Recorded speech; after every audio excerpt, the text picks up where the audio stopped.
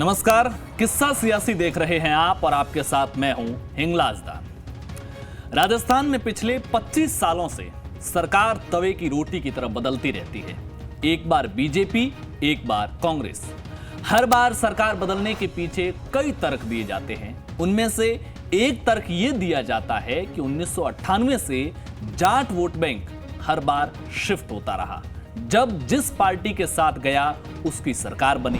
1998 में परसराम मदेरणा के मुख्यमंत्री बनने की उम्मीद थी तो कांग्रेस का साथ दिया, तो कांग्रेस को बम्पर 153 सीटें मिली। मुख्यमंत्री बने अशोक गहलोत। नाराज जाट समाज ने 2003 में बीजेपी का साथ दिया तो बीजेपी की सरकार बनी। पहली बार बीजेपी ने अपने दम पर बहुमत हासिल किया, 120 सीटें जीतकर सरकार बनाई।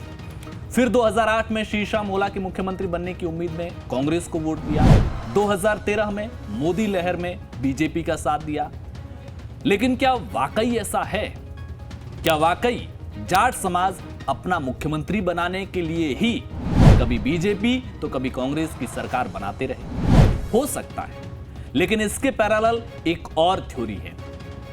इस थ्योरी को समझने के लिए हमें 25 साल पीछे जाना होगा, जब जाट महासभा ने जाटों को एकजुट कर समाज के लिए आरक्षण की मांग को तेज किया।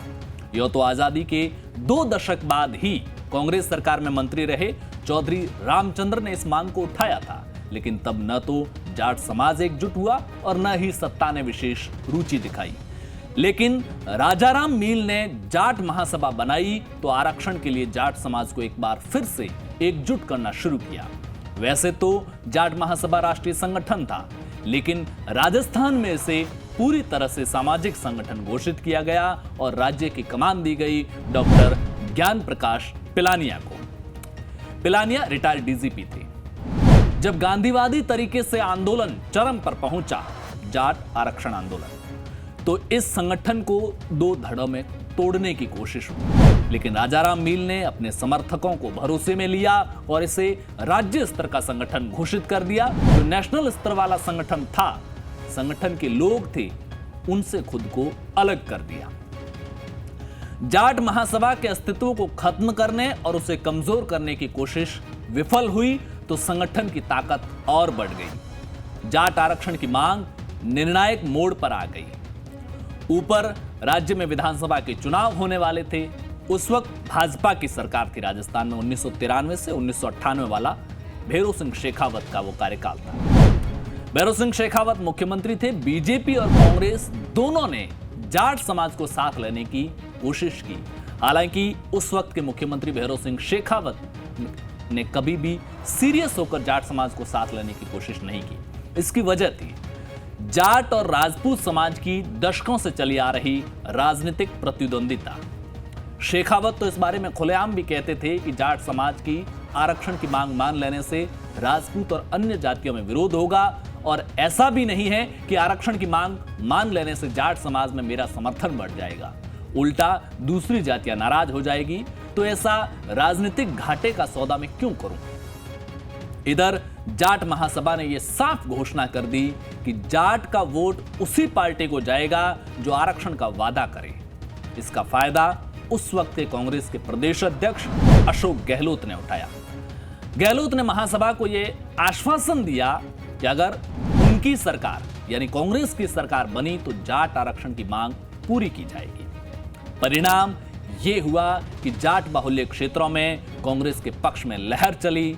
परिणाम आए तो कांग्रेस को ऐतिहासिक 200 में से 153 सीटें मिली। अशोक गहलोत मुख्यमंत्री बने तो जाट महासभा ने तुरंत आरक्षण का दबाव बनाया, लेकिन अशोक गहलोत आरक्षण पर फैसले के लिए थोड़ा वक्त चाहते थे। दोनों पक्षों में कोई निर्णायक बातचीत होती उससे पहले ही लोकसभा चुनावों की घोषणा हो गई।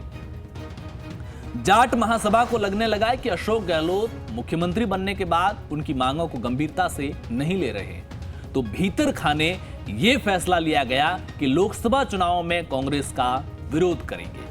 इसकी भनक बीजेपी को लग गई। बीजेपी के रामदास अग्रवाल और घनश्याम तिवारी ने जाट महासभा को बीजेपी के साथ लाने की कोशिशें की। बीजेपी नेता रामदास अग्रवाल ने ज्ञान प्रकाश पिलानिया के साथ एक डील की। रामदास अग्रवाल जो 3 बार राज्यसभा के सांसद रहे, बीजेपी के प्रदेश अध्यक्ष भी रहे और राष्ट्रीय उपाध्यक्ष समेत कई महत्वपूर्ण जिम्मेदारियों को संभाला। डील ये हुई कि जाट महासभा के लोगों की अटल बिहारी वाजपेयी के साथ दिल्ली में मुलाकात कराई जाएगी। चुनाव जीतने के बाद राजस्थान में जाट जाति को आरक्षण दिया जाएगा, लेकिन इसमें भरतपुर और धौलपुर के जाट शामिल नहीं होंगे और इसके बदले जाट महासभा लोकसभा चुनाव में बीजेपी को समर्थन देगा। इस सौदेबाजी में पिलानिया ने समाज के लिए आरक्षण की डील तो की, खुद के लिए भी डील की। जाट समाज के समर्थन के बदले चुनाव के बाद खुद के लिए राज्यसभा की सीट और अपने बेटे को विधानसभा चुनाव में टिकट का सौदा भी किया। लेकिन जाट महासभा के बाकी लोगों को सिर्फ यही बताया गया कि आरक्षण के बदले समर्थन दे रहे हैं। रामदास अग्रवाल ने जाट महासभा के लोगों की दिल्ली में अटल बिहारी वाजपेयी से मुलाकात कराई। जाट महासभा ने लोकसभा चुनाव में बीजेपी को समर्थन देने का ऐलान किया। चुनावों में बीजेपी जीती। राजस्थान में बीजेपी को 16 सीटें मिली और कांग्रेस को सिर्फ 9 सीटें। एनडीए की सरकार बनी। मंत्रिमंडल की पहली बैठक में ही जाट समाज को आरक्षण का फैसला किया गया। अटल बिहारी वाजपेयी के नेतृत्व वाली केंद्र सरकार ने फैसला लिया तो राज्य में बतौर मुख्यमंत्री अशोक गहलोत ने भी देरी नहीं लगाई, तुरंत कैबिनेट की बैठक बुलाकर इस फैसले को लागू करा दिया। उस वक्त बीजेपी ने जाट महासभा को राजस्थान की राजनीति में इतनी छूट दे रखी थी कि जाट बाहुल्य इलाकों में लोकसभा के टिकट की जो फैसला है वो भी जाट महासभा ही लेता था, उसका टिकट भी जाट महासभा फाइनल करती थी और 2003 के विधानसभा चुनावों तक ये सिलसिला जारी रहे। परिणाम क्या रहा? भाजपा को 2003 की विधानसभा चुनाव में भी जबरदस्त जीत मिली। 120 सीटें जीतकर बीजेपी सत्ता में आई। वसुंधरा राजे मुख्यमंत्री बनी।